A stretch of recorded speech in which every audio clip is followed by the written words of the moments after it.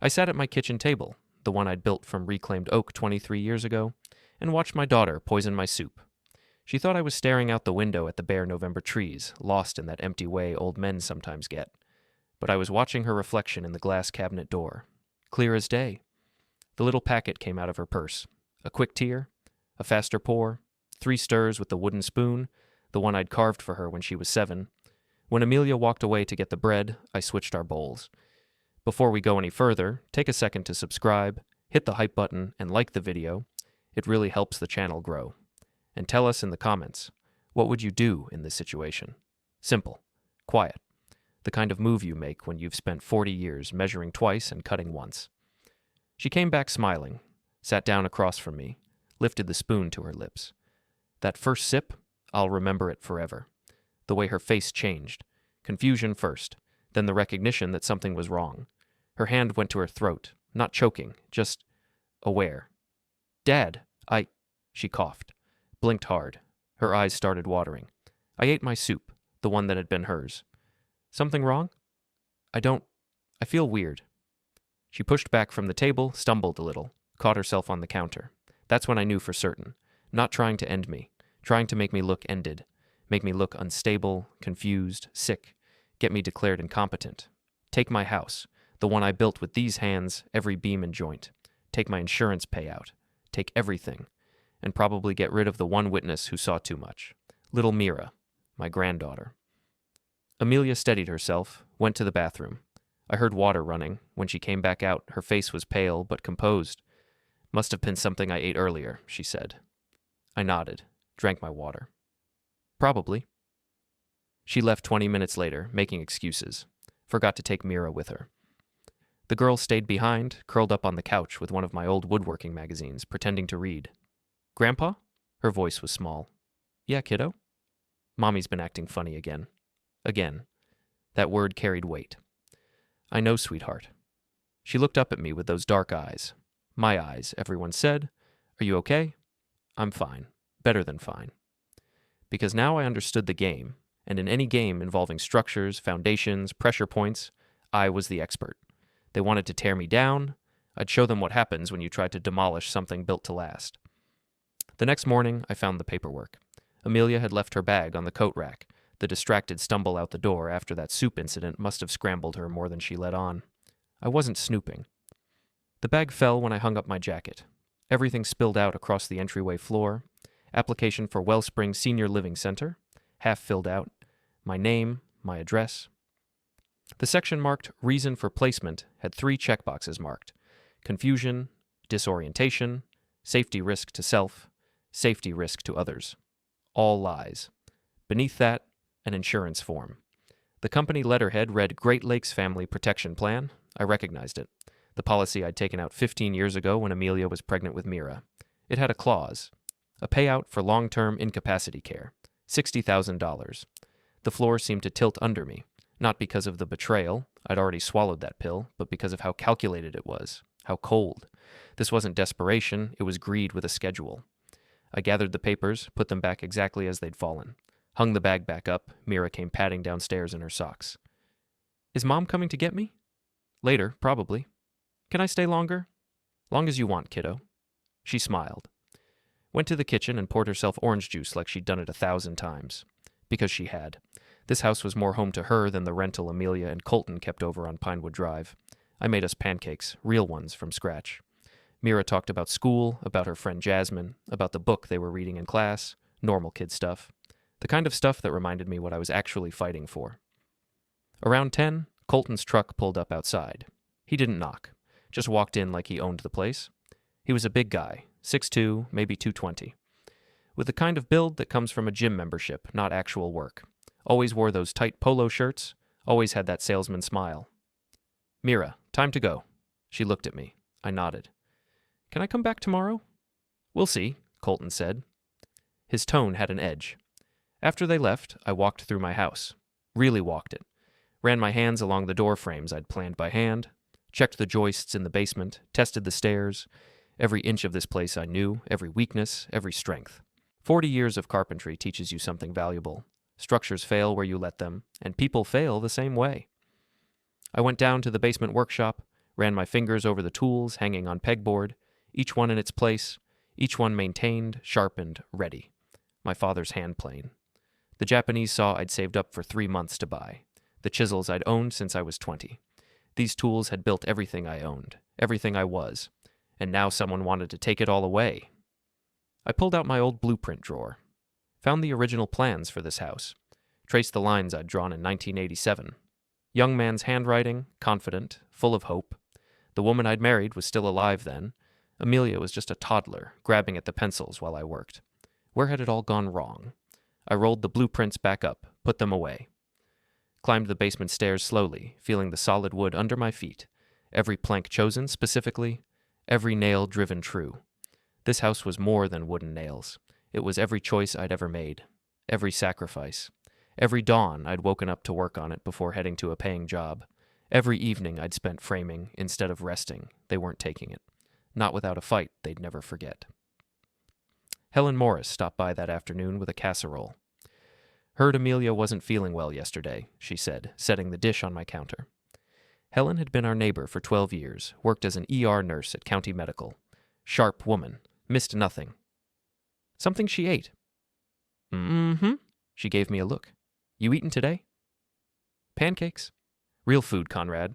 I smiled despite myself. Casserole's real food. She sat down at the table, uninvited but welcome. That's how it was with Helen. No pretense. Amelia asked me about sedatives last week, she said quietly. My hand stopped mid-reach for the coffee pot. Said she was having trouble sleeping, wanted to know about over-the-counter options. I told her melatonin, chamomile tea. She seemed disappointed. She say anything else? Asked if certain medications could cause confusion in older adults. I thought it was strange. Helen paused. Now I'm thinking it wasn't theoretical. I poured us both coffee, sat down across from her. You're not confused, are you, Conrad? Sharp as I've ever been. That's what I thought. She wrapped her hands around the mug. She's drinking again, isn't she? I nodded. Helen's face tightened. I saw her at the grocery store last Thursday, 10 in the morning, buying wine. When I said hello, she could barely hold a conversation, and Mira was with her, looking embarrassed. The kid's been staying here more? Good. She should. Helen met my eyes. Whatever's happening, Conrad, and I think I can guess, you be careful. Amelia's desperate. Desperate people make mistakes, but they also get dangerous. We sat in silence for a moment. The afternoon light slanted through the kitchen window, illuminating the dust motes floating in the air. I'd built this kitchen with my own hands. The cabinets were solid maple, dovetailed joints. The countertop was butcher block I'd assembled from scrap pieces, creating a pattern that looked deliberate. You know what the worst part is? I said finally. What's that? I saw it coming. Years ago. The way she changed after she married Colton. The way she started looking at things, at me, differently.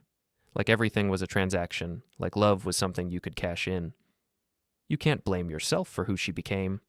Can't I? I raised her. After her mother passed, it was just me. Maybe I did something wrong. Maybe I was too soft, too hard. Maybe. Conrad, Helen's voice was firm. You gave that girl everything. A home, an education, values. What she did with it, that's on her. I wanted to believe that. Needed to believe it. But late at night, alone in this house I'd built, I couldn't help wondering. After Helen left, I sat with that word. Dangerous. My daughter. Dangerous. The girl I'd taught to ride a bike, who'd cried in my arms when her mother passed from cancer, who'd promised to always look after me when I got old. That night, I heard them outside, voices carrying across the yard, Amelia and Colton, standing by their truck in my driveway. I didn't turn on the porch light, just listened from the darkened living room.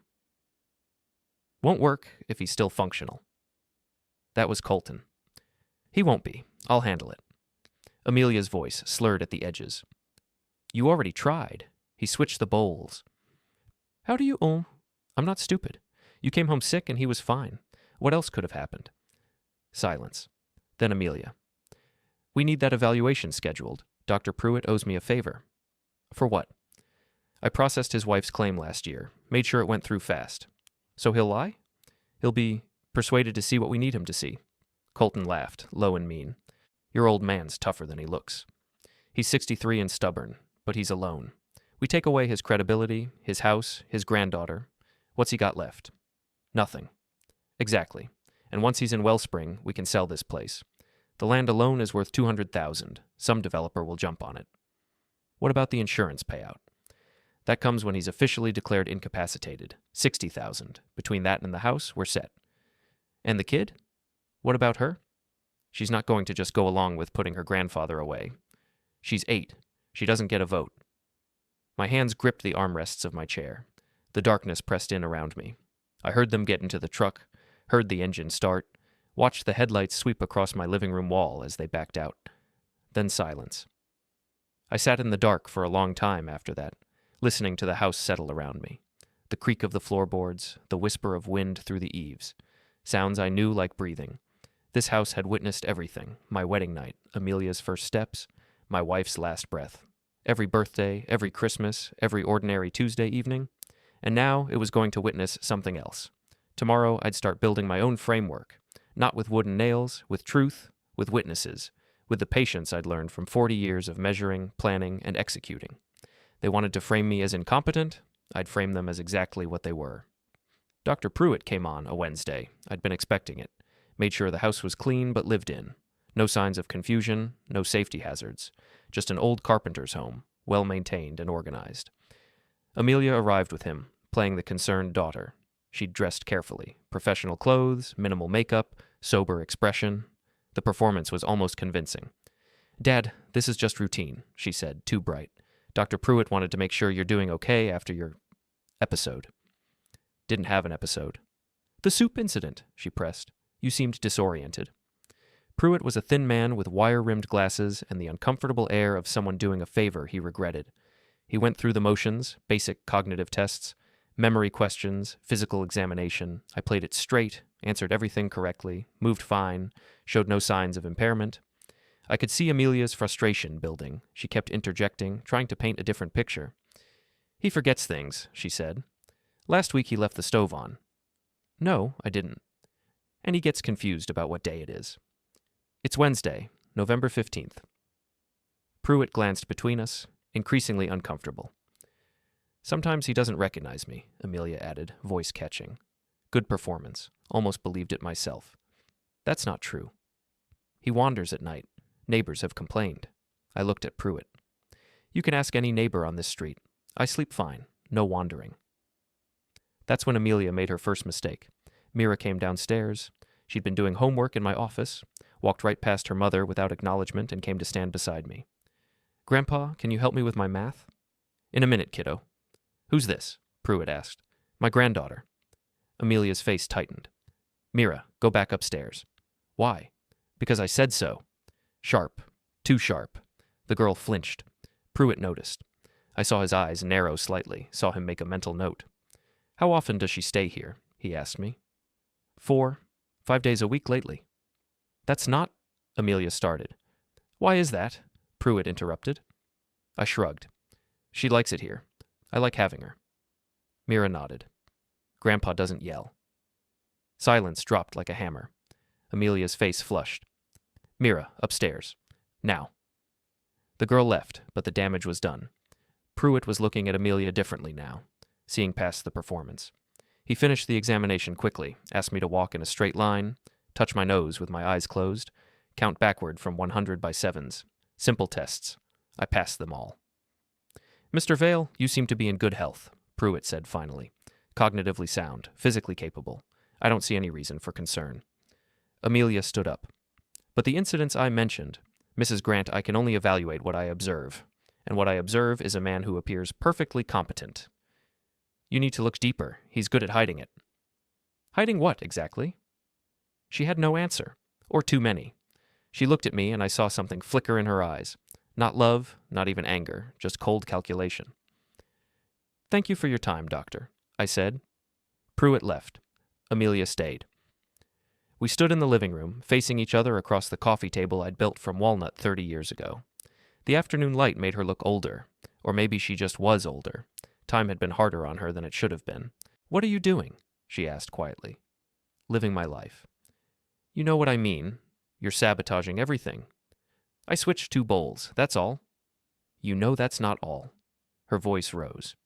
"You're turning everyone against me, the doctor, the neighbors, my own daughter." I'm not turning anyone. I'm just here, being myself. Being yourself. She laughed, bitter. The perfect father. The perfect grandfather. The saint who never did anything wrong. I never claimed to be perfect. No, you just act like it. Standing there all calm and reasonable while I'm falling apart. You're falling apart because of the choices you're making, Amelia, not because of me. Her hand came up, and stopped mid-swing when she saw my expression. Not fear, not anger, just observation. Like I was watching a structural crack spread. She lowered her hand, backed toward the door. You think you're so clever, she said. You think you can just undermine everything I'm trying to do. What are you trying to do, Amelia? For a moment I thought she might tell the truth, might just admit it, say the words out loud, but she didn't. I'm trying to take care of you, she said instead. Before you hurt yourself, before you hurt Mira. I would never hurt that child. Not on purpose, but confusion, disorientation, forgetfulness, those things are dangerous. I don't have any of those things. Not yet, but you will. And when you do, you'll need help. Professional help. And you'll be there to sign the papers. She flinched. This isn't about papers. No, it's about a house worth $200,000 and an insurance payout worth $60,000 more. Her face went white. Yeah, I said. I heard you last night in the driveway, you and Colton planning my future. You were spying. I was sitting in my own living room. She moved toward the door, fumbling for the handle. You don't understand. I understand perfectly. We have expenses. We have plans. You need to leave. She stopped, turned, looked at me with something that might have been regret, or might have been calculation. Hard to tell anymore. This isn't over, she said. No, it's not. She left. I found Mira upstairs, sitting on the floor of my office with her math book open, but not looking at it. I'm sorry, Grandpa. For what? Making Mom mad. I sat down beside her. You didn't make anybody mad, sweetheart. You just told the truth. Truth makes people mad sometimes. Out of the mouths of babes. Yeah, I said. But it's still worth telling. That night, I got a call from the school. The counselor, Mrs. Peterson, wanted to talk about Mira. She's been having some difficulties, she said carefully. Nothing academic, but she seems anxious, withdrawn. At school? And at home, I think. She mentioned her mother has been tired a lot. That's often code for something else. Like what? I can't speculate, but if there are concerns about the home environment, we have resources. People who can help. What kind of people? Social workers. Child protective services, if needed. I thanked her. Hung up, stared at the phone. The framework was building, not because I was constructing it, because they were. Every move Amelia and Colton made, they weakened their own foundation. I just had to be patient, let them keep hammering at load-bearing walls. Sooner or later, something would collapse. I went back down to the basement, stood among my tools and materials, ran my hand over a piece of cherry I'd been saving for a special project. Smooth grain, no knots, perfect. Maybe it was time to start that project. Build something good while everything else fell apart. The grocery store confrontation happened on Saturday. I was loading bags into my truck when Colton appeared. He'd been waiting, I could tell by the way he positioned himself, blocking my driver's door, arms crossed, trying to look intimidating. We need to talk. So talk. You're making this harder than it needs to be. Making what harder? His jaw worked. Don't play stupid. You know exactly what's happening. Enlighten me. Amelia's trying to help you, trying to make sure you're taken care of, and you're fighting her every step. I closed the truck bed, faced him square. Your hands are shaking. He glanced down involuntarily. They were, just a tremor, but visible. Nervous about something, Colton? I'm not. You look more nervous than a man telling the truth. His face reddened. You think you're smart. Old man with all the answers. I know what I built. I know what it's worth. And I know you need it more than I need to give it up. That house is falling apart. No, it's not. The foundation's cracked. The roof needs replacing. I inspected both last month. Foundation's solid. Roof's good for another decade. Want to try again? He took a step closer, trying the intimidation route, but I'd been in enough tight spaces, crawl spaces under houses, attic beams, scaffolding 40 feet up, that physical proximity didn't rattle me. You can't stop this, he said quietly. Watch me. A woman pushing a shopping cart walked past, glanced at us, Kept going, but I saw her pull out her phone. Maybe calling someone, maybe just checking the time. Either way, witness. Colton saw it too. Backed off. This isn't over. No, I agreed. It's not. He left. I drove home. But that brief exchange, witnessed in public, with him aggressive and me calm, that was another board in the framework. Another piece of evidence that the real instability wasn't coming from me. Back home, I found myself in the workshop again. Something about the tools calmed me, the smell of sawdust, the weight of a hammer in my hand, the simple logic of measurement and cut. I pulled out that piece of cherry, decided to make a jewelry box for Mira, something she could keep, something that would last longer than all this mess. I worked slowly, no rush, each cut precise, each joint fitted perfectly. My father had taught me this. Patience, precision. He'd been a cabinet maker in the old country, came to America with nothing but his tools and his knowledge, built a life from scratch. Measure twice, cut once, he'd say. And when you cut, cut true. No second chances with good wood. I'd built my whole life on that principle, and now I was applying it to this situation. Measure twice. Understand exactly what was happening, what they wanted, how they planned to get it. Cut once. Make one decisive move that would end it all. But not yet. Not until I'd measured everything. Helen came by that evening with fresh bread. Saw you at the store, she said. Saw Colton, too. He wanted to chat. Looked more like he wanted to fight. He's scared. She set the bread down. Of you? Of losing what he thinks he's going to get. Your house. I nodded. Helen sat. Looked around the kitchen. This really is a beautiful place, Conrad. You did incredible work here. Thank you. How long did it take? To build it? 3 years of weekends and evenings, while working full-time, while raising a daughter alone. And now someone wants to take it. They want to sell it, turn it into condos or some development project, erase everything I built. They can't do that. They can if they get me declared incompetent. Helen was quiet for a moment. Then she said, Conrad, I need to tell you something. It's been bothering me. Go ahead. Last month, Amelia came to the ER, said she'd had a fall, wanted us to note it in her file. I was the intake nurse. Was she hurt? Not visibly, but she insisted we document it, and she asked specifically if we could note confusion and weakness as symptoms. For insurance. That's what I thought. I refused to chart anything I hadn't observed. She got angry, left in a huff. She say anything else? Asked if I knew anyone who'd be willing to provide a statement about cognitive decline in an elderly person. I told her absolutely not. Helen's face was troubled. She's planning something, Conrad. Something beyond just getting you into a care home. I know. Do you have a lawyer? Don't need one yet. You might. When I do, I'll get one. She looked at me for a long moment. You're not as worried as you should be. I'm exactly as worried as I need to be. After she left, I went down to the basement, pulled out the old filing cabinet where I kept records. Deed to the house, insurance policies, medical records from my last checkup, clean bill of health, everything normal. I added a new folder, started documenting everything, the soup incident, the paperwork I'd found, the conversation I'd overheard, Pruitt's evaluation, Colton's confrontation, not legal evidence, just notes, just measurements. Because you measure twice before you cut. That night, lying in bed, I thought about my wife, Margaret, gone 12 years now. Cancer took her fast. 6 months from diagnosis to the end. She'd made me promise to take care of Amelia, to always be there for her.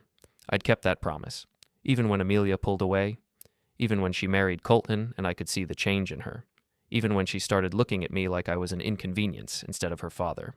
But there's a difference between taking care of someone and letting them destroy you. Margaret would understand that. I hoped. The parent-teacher conference was Amelia's second major mistake. It was scheduled for Monday evening. I wasn't planning to go. It was for Mira's parents, not grandparents.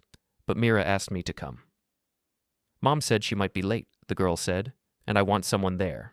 So I went. The conference room at Dunridge Elementary was small, fluorescent lit, with children's artwork covering the walls. Mrs. Patterson, Mira's teacher, was already there. So was the school counselor, Mrs. Peterson. Amelia arrived 15 minutes late. I smelled the wine before I saw her face. She tried to hide it, chewing gum, strong perfume, but nurses learn to spot the signs, and apparently so do teachers. Mrs. Patterson's expression shifted the moment Amelia sat down. Thank you for coming, the teacher began. We wanted to discuss Mira's progress. Is there a problem? Amelia's words were just slightly slurred. No problem. Mira's doing very well academically. We're just concerned about some behavioral changes. What changes? Mrs. Peterson leaned forward.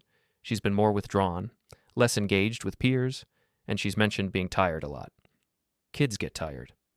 She also mentioned that home has been loud lately. Amelia's face hardened. What does that mean? We're not accusing anyone of anything, Mrs. Patterson said gently. We just want to make sure Mira has the support she needs. She has support. She has me. And her grandfather, it seems. Mrs. Peterson glanced at me. Mira talks about you quite a bit, Mr. Vale. She stays with me often. How often? Mrs. Patterson asked Amelia. That's not relevant. I think it might be. Amelia stood up, too fast. The chair scraped loud against the linoleum floor. She swayed slightly, caught herself on the table edge. This is ridiculous. I came here for a conference about my daughter's education, not to be interrogated about my parenting.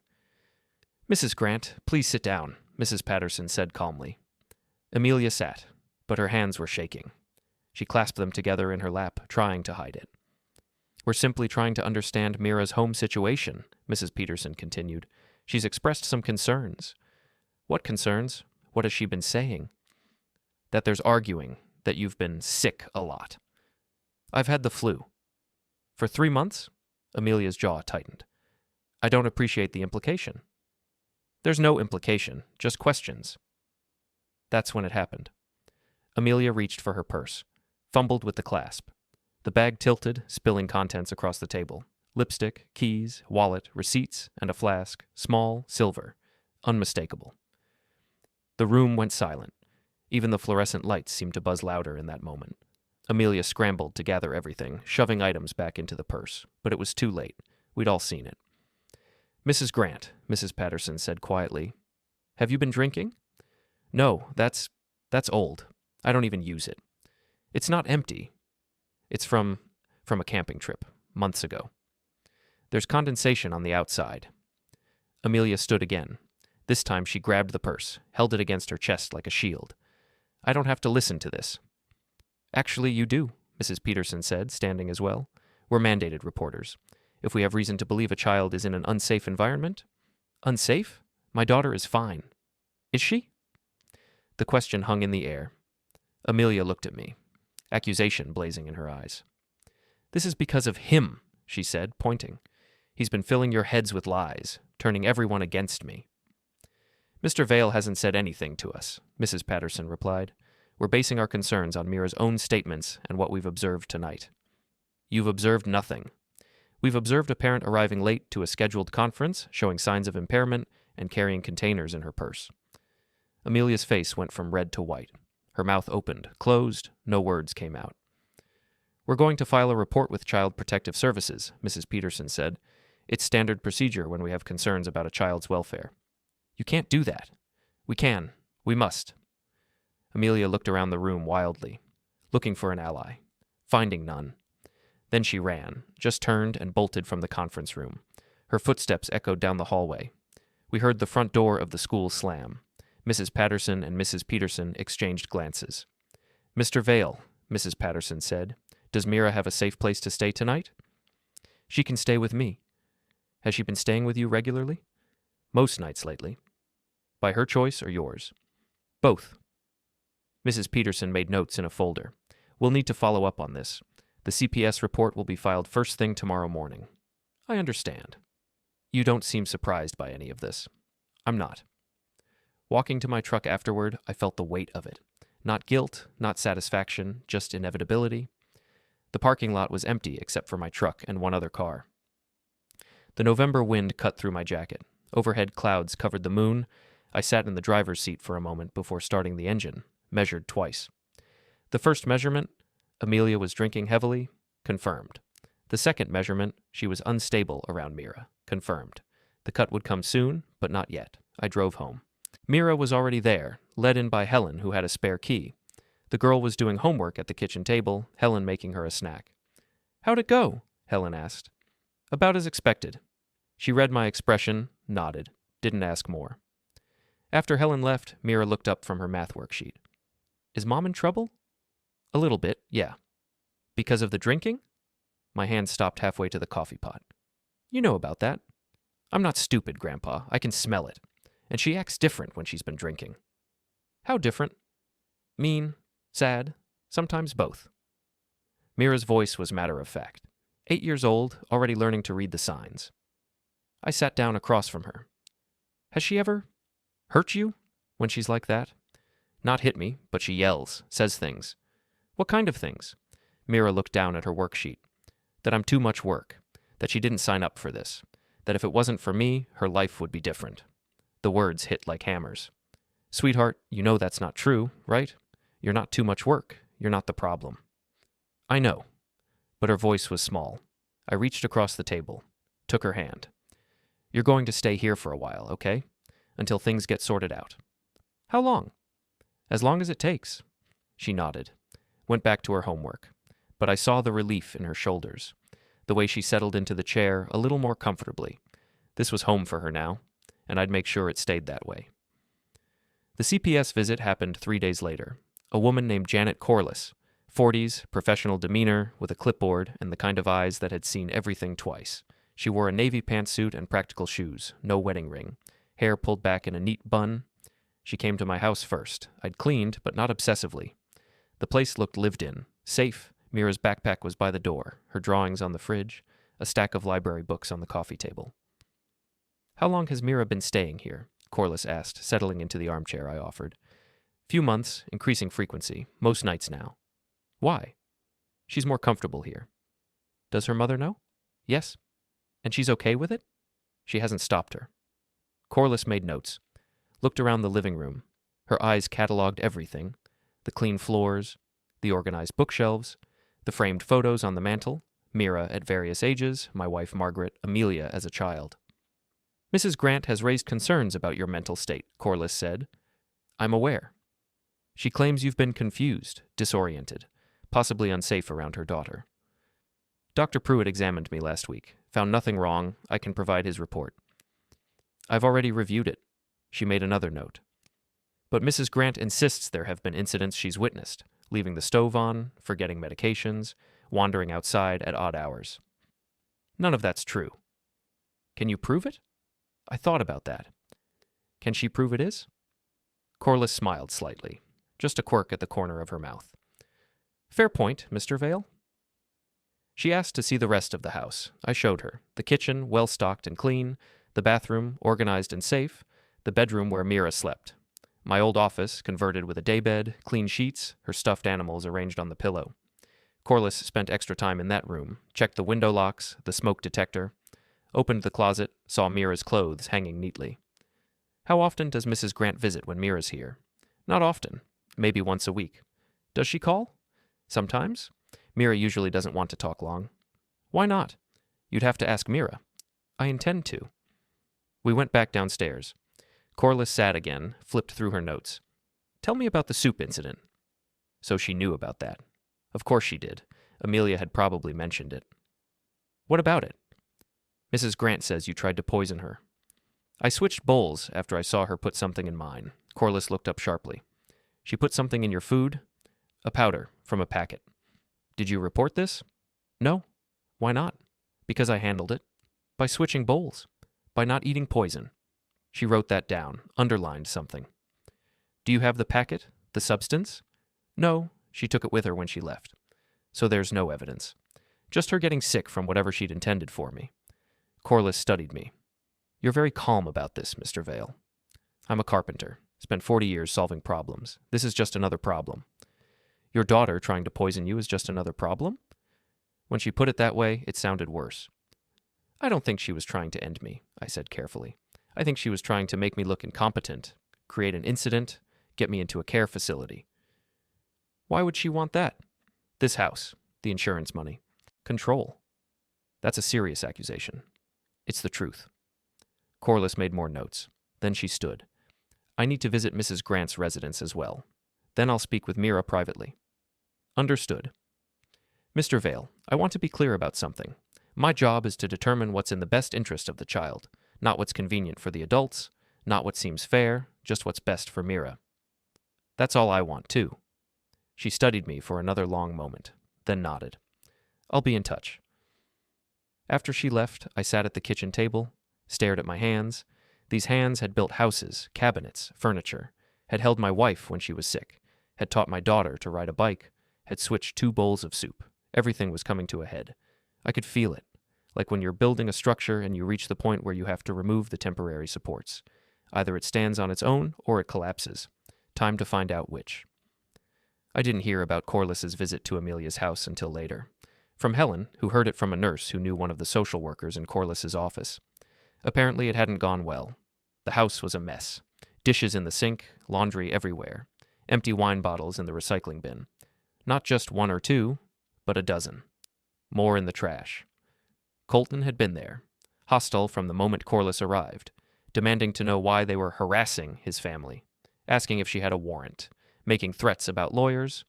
And Amelia had been worse, defensive, erratic, blamed me for poisoning everyone against her, said I was manipulating the situation, that I'd always been controlling. When Corliss asked about the substance in the soup, Amelia claimed it was just a sleep aid, something harmless, to help me rest because I'd been having trouble sleeping. Did Mr. Vale ask for help sleeping? He didn't need to ask, I could tell. So you put medication in his food without his knowledge or consent? No good answer to that. Then Corliss had asked to speak with Mira. Amelia refused at first, said her daughter was at school, then said she was at a friend's house, finally admitted she was at my place. Your daughter doesn't live with you. She visits her grandfather. How often? I don't keep track. You don't know how often your 8-year-old daughter stays away from home. That's when Amelia apparently started crying.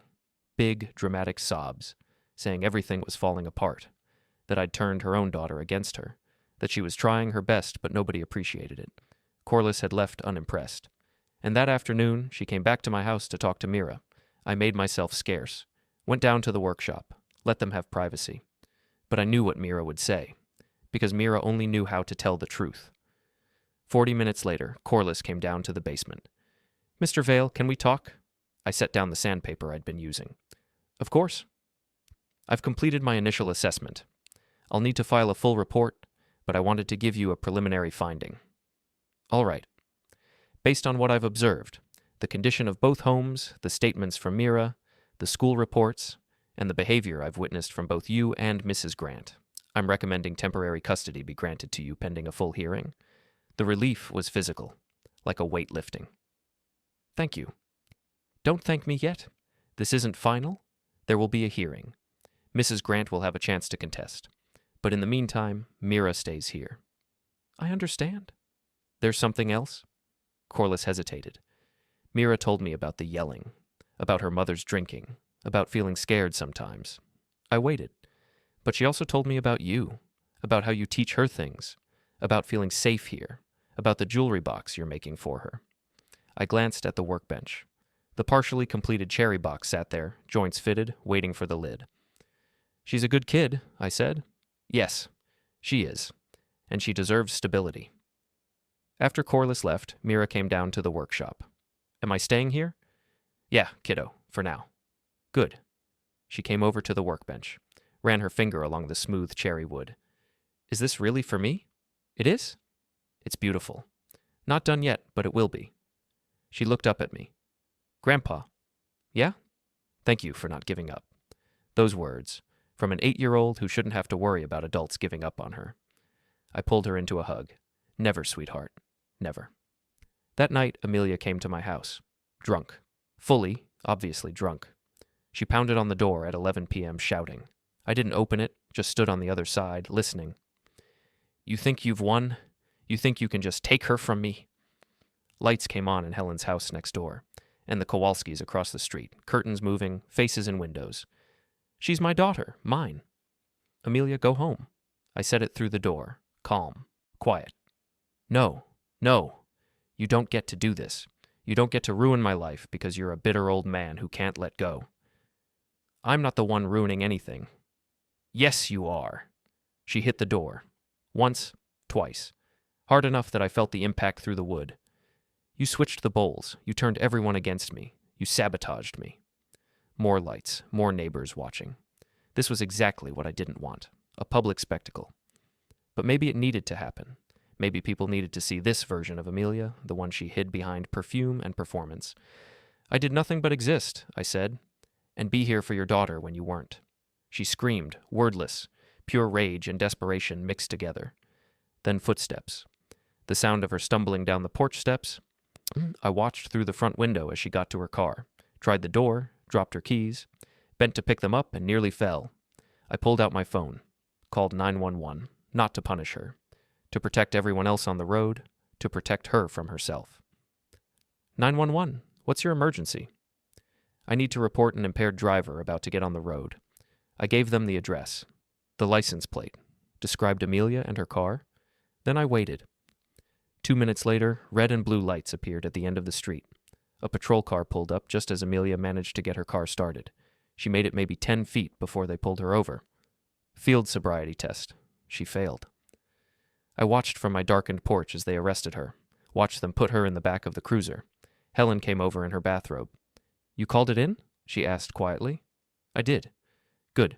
She stood beside me. This is hard to watch. Yeah, but necessary. Yeah. The police car drove away, red and blue lights fading into the November night. Amelia was gone. Another measurement taken, another cut getting closer. Amelia got out on bail the next morning. Colton paid it, but the charge stuck. Operating while impaired, court date pending. CPS made their official recommendation the following day. Temporary custody to Conrad Vale pending full evaluation. Mira moved in completely, her clothes in the closet, her toothbrush in the bathroom, her presence filling the empty spaces of my house with life.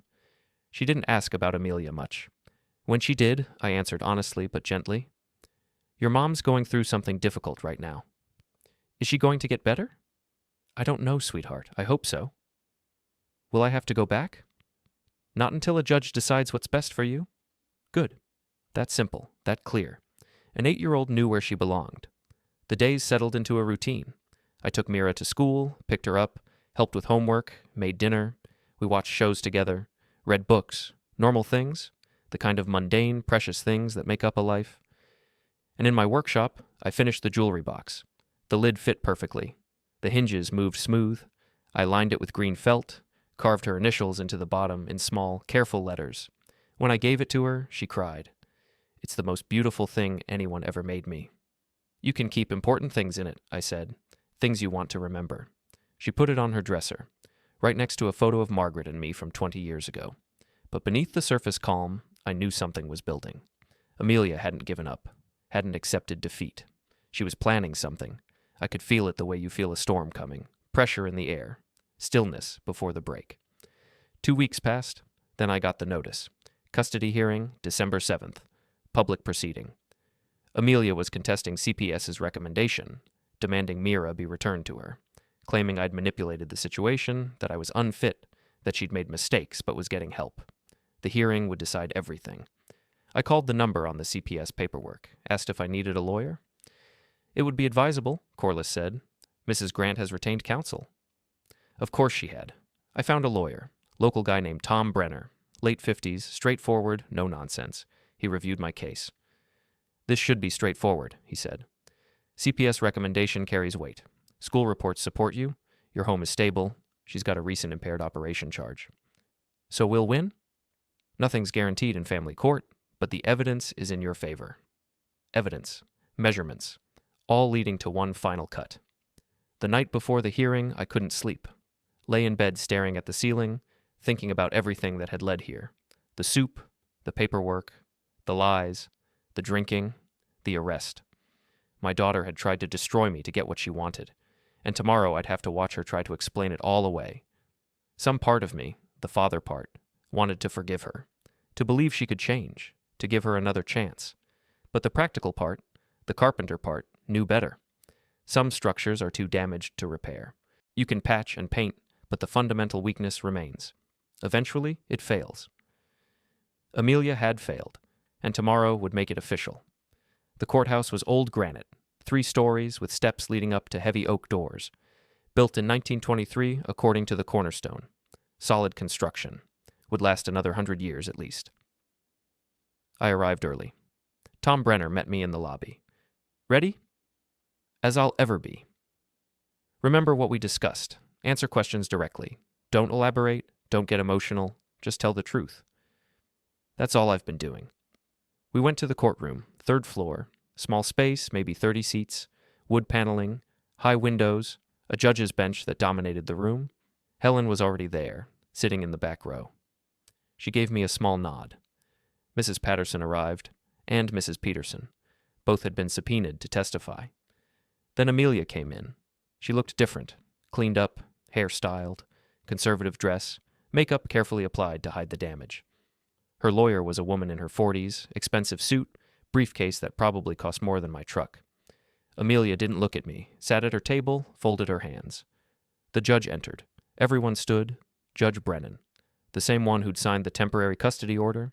That felt like good luck. Please be seated. We're here for the matter of custody regarding the minor child, Mira Grant. Mrs. Grant is contesting the CPS recommendation that temporary custody remain with the maternal grandfather, Conrad Vale. The hearing began. CPS presented first. Corliss took the stand, outlined her investigation, the home visits, the interviews, the school reports, the arrest. Amelia's lawyer cross-examined. Isn't it true, Ms. Corliss, that Mr. Vale had every opportunity to paint his daughter in a negative light? Mr. Vale barely spoke to me about his daughter. Most of my information came from other sources. But he called the police the night of Mrs. Grant's arrest. After she appeared outside his home, intoxicated, shouting, and creating a disturbance. A caring father might have helped her rather than calling the police. Corliss looked at the lawyer coolly. A caring father protects innocent people from impaired drivers, which is what Mr. Vale did. Score 1 for our side. Next, Mrs. Patterson testified. Described the parent-teacher conference, the flask, the slurred speech. Mrs. Grant was clearly impaired, she said, and when confronted, became hostile and fled. Mrs. Peterson corroborated. Added details about Mira's statements regarding feeling unsafe at home. Then Dr. Pruitt testified, reluctantly described how Amelia had pressured him to falsify findings about my mental state. The evidence piled up, measurement after measurement. Then they called me. I took the stand, took the oath, sat down. Tom Brenner asked the basic questions. How long had Mira been staying with me? Why? What our relationship was like. I answered simply, directly. Then Amelia's lawyer stood for cross-examination. Mr. Vale, isn't it true you deliberately switched soup bowls to make your daughter sick? Here it was, the moment they'd try to paint me as the villain. I switched bowls after seeing her put an unknown substance in mine. So you admit to giving her something that made her ill? I admit to not consuming something she intended for me. That's a very convenient interpretation. It's what happened. Or perhaps you're an elderly man who misunderstood what he saw and created this entire narrative to justify taking his granddaughter away from her mother. No. No? You're 63 years old. Your daughter has expressed concern about your mental state. My daughter tried to have me declared incompetent so she could take my house and my insurance money. The courtroom went silent. Amelia's lawyer paused. That's quite an accusation. It's the truth. I have the paperwork she left behind. The senior living application, the insurance forms, all filled out before she ever tried to give me that substance. Paperwork isn't proof of intent. Combined with her attempt to slip something into my drink, I'd say it's pretty clear. Tom Brenner looked satisfied. Amelia looked pale. The lawyer tried a different angle. Mr. Vale, you're a widower living alone in a large house. Isn't it possible you're using your granddaughter to fill a void? That you're being selfish by keeping her from her mother? That one stung. I'm keeping her safe, I said. That's not selfish. That's necessary. Based on your judgment of what's safe? Based on the fact that her mother shows up drunk to school conferences and gets arrested for impaired operation. Mrs. Grant made mistakes. She's human, but she's getting help. She's committed to being a better mother. Is she sober today? The lawyer blinked. Excuse me? Is Amelia sober right now? In this courtroom? That's inappropriate. It's a yes or no question. Judge Brennan leaned forward. Actually, I'd like that answered as well. Amelia's lawyer looked at her client. Amelia looked down. Mrs. Grant? The judge pressed. Amelia stood slowly, swayed slightly, and I knew. She'd been drinking, even today, even for this. Mrs. Grant, have you consumed beverages today? Judge Brennan's voice was sharp. I had a little wine to calm my nerves. Before a custody hearing? I was anxious. The judge's expression hardened. Step down, Mr. Vale. I returned to my seat, watched as everything unraveled. Amelia's lawyer tried damage control, explained that her client was under enormous stress, that one glass of wine didn't constitute impairment. But the damage was done. The judge had seen it. The courtroom had seen it. Then Amelia stood up, without being called, without permission. Your Honor, I need to say something. Mrs. Grant, please sit. No, everyone needs to hear this. Her lawyer tried to grab her arm. Amelia shook her off. My father thinks he's so perfect, standing there all calm and reasonable, but he's been sabotaging me from the start. Mrs. Grant. He switched the bowls. He turned everyone against me. He called the police when I was just trying to talk to him. He stole my daughter. Her voice was rising, getting louder, the performance mask slipping completely. This is all his fault. He's a bitter old man who can't stand to see me happy, who can't stand to let go, so he's destroying my life piece by piece. Mrs. Grant, sit down, Judge Brennan ordered. Why? So he can win? So he can take everything from me? What exactly is he taking? And there it was, the question that broke everything open. Amelia's face twisted. My house, my insurance, my future, everything I deserve. The courtroom erupted. Her lawyer tried to intervene, tried to stop the bleeding, but Amelia kept going. That house is worth $200,000. The insurance is $60,000, and he just sits there like he's going to live forever, like I don't have plans, like I don't have needs. So you tried to incapacitate him? Judge Brennan's voice cut through the chaos. I tried to help him, to get him somewhere safe where he'd be taken care of. And then I could finally... She stopped, realized what she'd said, what she'd admitted. Her lawyer's face was ashen. Finally what, Mrs. Grant? Amelia looked around wildly, saw the faces, the judgment, the disgust. Finally live my life, she whispered. Judge Brennan sat back, made notes. The courtroom was silent except for the scratch of her pen on paper. Then she looked up. I've heard enough. Based on the testimony presented, the evidence submitted, and Mrs. Grant's own statements here today, I am terminating parental rights effective immediately. Amelia screamed. A raw, broken sound. Mira Grant is hereby placed in the full legal and permanent custody of her grandfather, Conrad Vale. The gavel came down. Amelia lunged toward the bench. 2 bailiffs grabbed her arms. She fought them, screaming, calling me names, saying I'd ruined her life, that I'd stolen everything. They dragged her out, her voice echoing down the hallway even after the courtroom doors closed. I sat very still. It was done. Tom Brenner was shaking my hand, saying congratulations, saying we'd won. Helen appeared beside me, squeezed my shoulder, but I felt no triumph, no satisfaction, just finality. Outside, the December cold bit through my jacket. I stood on the courthouse steps, breathing in the sharp air. Amelia was still screaming somewhere inside, still fighting what she'd brought on herself. I walked to my truck, drove to the school, picked up Mira. How'd it go? She asked, climbing into the passenger seat. You're staying with me, permanently. She was quiet for a moment, then, good.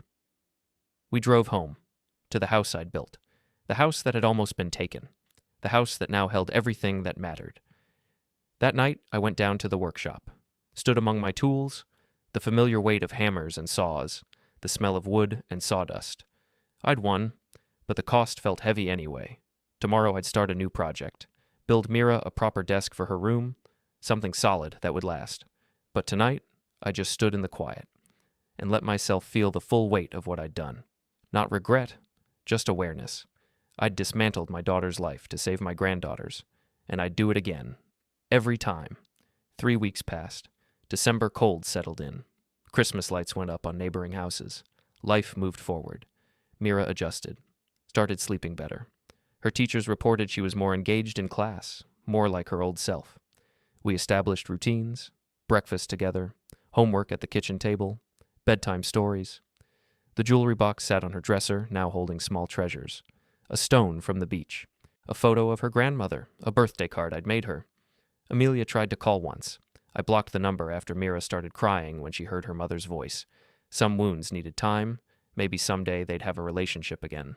When Amelia got sober, got help, got better. Maybe. But that wasn't my responsibility anymore. My responsibility was the 8-year-old girl doing her spelling homework at my kitchen table. Helen came over for dinner one night, brought a pie. How are you holding up? she asked while Mira watched TV in the living room. Fine. Conrad. I set down my coffee cup. It's strange. I thought I'd feel, I don't know, something more. Like what? Guilt? Satisfaction? Something? What do you feel? Tired. She nodded. You fought a war. Wars are exhausting. It was my daughter. It was someone who stopped being your daughter a long time ago. You were just the last one to admit it. Maybe she was right.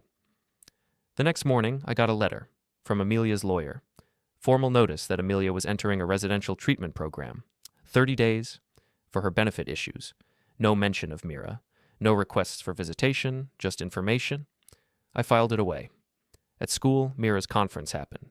This time I went as her legal guardian. Mrs. Patterson smiled when she saw me. Mira's doing wonderfully. Her grades have improved. Her engagement in class is excellent. She's happy, I said. We can tell. That night, building Mira's desk in the workshop, I thought about that word. Happy, such a simple thing, such a rare thing, and such a worth fighting for. The desk came together beautifully. Maple wood, strong joints, drawers that slid smooth, a surface perfect for homework and art projects and all the things an 8-year-old needs. When I carried it upstairs and set it in her room, Mira's face lit up. You made this for me? I did. It's perfect. She sat at it immediately, arranged her pencils and books, tested the drawers. Grandpa? Yeah? I'm glad I live here. Me too, kiddo. That night, I slept better than I had in months. No nightmares, no anxiety, just deep, dreamless sleep. Because the house was secure, the foundation solid, and everyone who belonged here was safe. January brought snow, heavy, wet flakes that blanketed Dunridge in white. I taught Mira to build a proper snowman, not those 3-ball cartoons, but a real one, a packed tight, stable base, proportions that made sense. She laughed the whole time, cheeks red from cold, eyes bright. Inside, hot chocolate with marshmallows. Her homework spread on her new desk. Life had settled into something good, but I knew it wasn't over. Not completely. Amelia's 30 days would end. She'd get out. She'd have to figure out what came next. And someday, maybe, she'd want to see Mira. That day would come with its own complications. But for now, we had this. Morning routines, school projects, weekend adventures, a life built on solid foundations. Helen stopped by one Saturday morning. Heard Amelia's out of treatment. Yeah? Moved to Grand Rapids, got a job, an apartment. Good for her. You mean that? I do. I hope she gets better. I really do. But Mira stays here. Agreed. We drank coffee, watched Mira build a fort in the living room out of couch cushions and blankets. You did good, Conrad, Helen said. I did what I had to. Same thing. Later that day, working in the shop, I started a new project. A rocking chair for the front porch, for summer evenings, for the years ahead, because I was planning to be here for those years, planning to watch Mira grow up, graduate, go to college, build her own life. And this house, this structure I'd built with my own hands, would be here for all of it. Solid, strong, permanent, the way things should be. Outside, snow continued to fall. Inside, the workshop was warm, the smell of sawdust, the sound of tools, everything in its place, everything as it should be. And tomorrow, I'd wake up and do it all again, one day at a time, one measurement at a time, building something that would last. The custody hearing date arrived, February 9th, a Wednesday, cold and clear. I dressed carefully. Clean shirt, good pants, the jacket I'd worn to Margaret's funeral. Tom Brenner met me outside the courthouse. This is it, he said. Final hearing. After today, it's permanent. I understand. Are you ready? I've been ready. We climbed the granite steps, through the heavy oak doors, up to the 3rd floor. The courtroom was less crowded this time, just the necessary parties. Janet Corliss from CPS, Mrs. Patterson from the school, Helen in the back row for moral support, and Amelia. She looked different, thinner, sober, hair pulled back, plain clothes, no makeup trying to hide anything. Her lawyer was different too. A public defender this time. The expensive one had dropped her. Judge Brennan entered. We all stood. Please be seated. This is the final custody hearing regarding Mira Grant. I've reviewed all previous testimony, CPS reports, and new information submitted since our last meeting. She looked at Amelia. Mrs. Grant, I understand you've completed a 30-day program? Yes, Your Honor. Are you currently employed? Yes, I work at a call center in Grand Rapids. And your living situation? I have a studio apartment. It's small, but clean. Are you currently sober? 62 days. Judge Brennan made notes. That's commendable. However, my primary concern is the welfare of the child. She turned to Corliss. What is CPS's updated recommendation? Corliss stood. Based on Mira's stability and well-being in her current placement, and considering Mrs. Grant's ongoing recovery, we recommend custody remain with Mr. Vale, with the possibility of supervised visitation if Mrs. Grant maintains sobriety and completes additional counseling. Mrs. Grant, do you contest this recommendation? Amelia was quiet for a long moment. Then she said, No, Your Honor. The courtroom went still. Her lawyer looked surprised, leaned over to whisper to her. Amelia shook her head. No, I don't contest it. You understand this means permanent custody to your father. I understand. Can you explain your reasoning? Amelia looked at me for the first time, really looked at me. Because Mira's happy, she said quietly.